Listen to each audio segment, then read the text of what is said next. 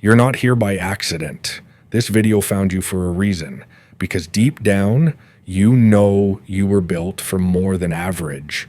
But no matter how hard you try, something pulls you back. Every single time you start a goal, then quit. You dream big, but act small. You see others move while you stay stuck. And here's the punch in the gut. It's not laziness. It's not a lack of motivation. It's a system, a psychological one. In this video, I'm breaking down 5 invisible psychological traps that most people will never notice, but they live inside them their whole lives. I've studied best-selling books, real case studies, and pulled together the raw truth, and stick till the end, because the last trap is the most dangerous. It disguises itself as success. Let's get into it. Here's the first trap most people fall into without ever realizing it. The someday illusion. We've all done it. You say, someday I'll get fit. Someday I'll start that business. Someday I'll fix my life. But that someday, it's psychological quicksand. Psychologists call it temporal discounting. Your brain favors short-term comfort over long-term reward, so your dreams get postponed and your excuses get sophisticated. You tell yourself it's planning, but it's just strategic procrastination, and the lie that your future self will have more motivation, time, energy, clarity. But guess what? If you don't build those habits now, your future self won't even show up. Daniel Kahneman's research proved we think of our future selves as strangers. No urgency, no emotional connection, which is why most people delay change until life punches them. Use a tool from behavioral science called implementation intention. Instead of vague goals, say, at 8 a.m., I'll write for 30 minutes in my room with no phone. Time, place, action, locked. The future is something you create, not something you wait for. Let's move to the one that quietly ruins the most potential. The identity anchor. Here's something uncomfortable. Your actions don't reflect your goals. They reflect your self-image.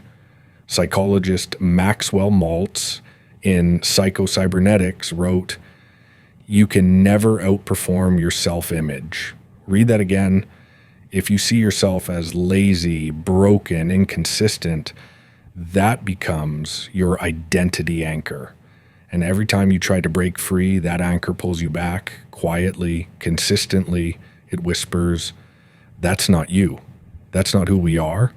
So even when you start to change, you self-sabotage because change feels like betrayal. Start identity stacking.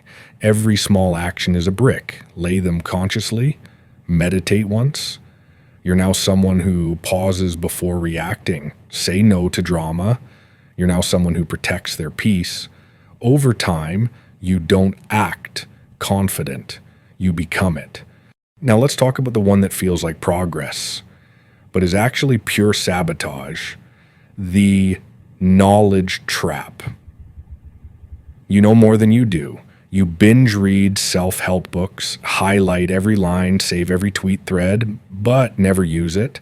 That's called cognitive ease.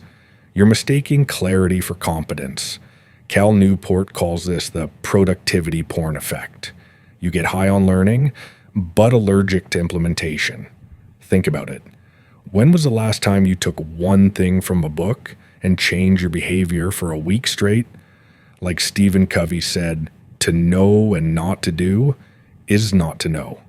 Use the 1-to-1 rule. For every hour you spend learning, spend another hour applying.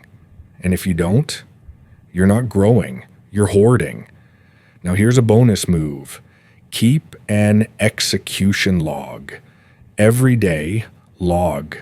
What did I learn? What did I do with it? That's how you kill the knowledge trap. This is where it starts to get uncomfortable, but necessary. The fear of being cringe. Let's be real. You're not scared of failure. You're scared of looking stupid. That's anticipated shame. the fear of people's imaginary judgment. It paralyzes boldness. It forces you to keep playing small safely. According to Dr. Brené Brown, shame thrives in silence. It convinces you that you're the only one struggling. So you hide. You delay launching the business. You delete that first YouTube video. You shrink from the spotlight before anyone even looks. But here's the twist. Every expert started as an amateur, and every cringe moment you avoid is a breakthrough you miss. If it makes you cringe, you're probably doing it right. Create a cringe budget, set a number, 10 reps of discomfort, 10 bad reels, 10 awkward cold emails, 10 low view videos. The goal isn't perfection, it's desensitization, because on the other side of cringe is competence. And the final trap, it doesn't yell, it whispers, just enough to keep you average forever.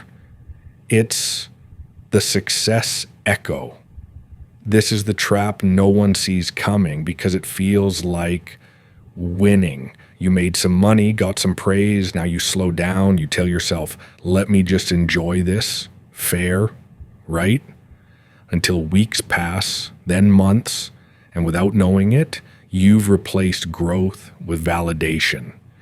In The Gap and the Gain by Dan Sullivan, he explains, high performers often get stuck measuring how far they are from their ideal instead of appreciating how far they've come. But they also stop pushing forward. You become addicted to being impressive, not improving. Design a challenge loop. Every 30 days, pick one uncomfortable challenge. Speak publicly. Wake up earlier. Cut a toxic habit. Launch a new experiment.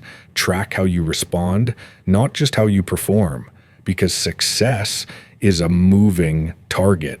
And growth, that's a lifestyle. Let me tell you something nobody does. You're not broken. You're just looped into traps that were designed to keep you safe, but not great. Now you've seen them, you've felt them, and now you can beat them. Don't try to fix everything today. Pick one trap, break it with action. Because once you do, you don't just escape average. You redefine what normal looks like for everyone around you. The algorithm doesn't push videos like this. People do. So if this helped you, pass the signal forward. Because this channel, it's not just advice, it's a rebellion against mental autopilot.